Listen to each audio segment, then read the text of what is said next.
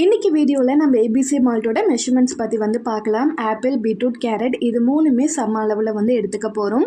Apple வந்து பெருசாக இருக்கிறதால ஒன்று, மற்றது எல்லாமே கொஞ்சம் சின்னதாக இருந்ததுனால ரெண்டு வந்து எடுத்திருக்கேன். உங்ககிட்ட பெருசாக இருந்துச்சுன்னா மூணுமே வந்துட்டு ஒன்று எடுத்தாலே போதும். இதை நல்லா க்ளீன் பண்ணிவிட்டு இப்போ வந்து மெஷர் பண்ணிக்கலாம். பார்த்திங்கன்னா 0ல் வச்சுட்டு அதுக்கப்புறமா வந்து எல்லாத்தையும் வந்து சேர்த்துக்கோங்க. அப்போ தான் உங்களுக்கு வந்துட்டு கரெக்டாக வரும். எனக்கு 355 கிராம்ஸ் வந்து வந்தது. இதை அப்படியே வந்து எடுத்து வச்சுக்கலாம். பாத்திரத்தை வச்சுட்டு அதுக்கப்புறமா 0ல் வச்சு திங்ஸ் வந்து ஆட் பண்ணிக்கோங்க. ஒயிட் சுகர் வந்து அவாய்ட் பண்ணிவிட்டு நாட்டு சக்கரை சேர்த்துக்கோங்க. நாட்டு சக்கரை நான் 300 கிராம்ஸ் மட்டும்தான் எடுத்துக்கிறேன். உங்களுக்கு இனிப்பு ஜாஸ்தி வேணும்னா அதே 355 கிராம்ஸ் கூட நீங்கள் வந்து எடுத்துக்கலாம்.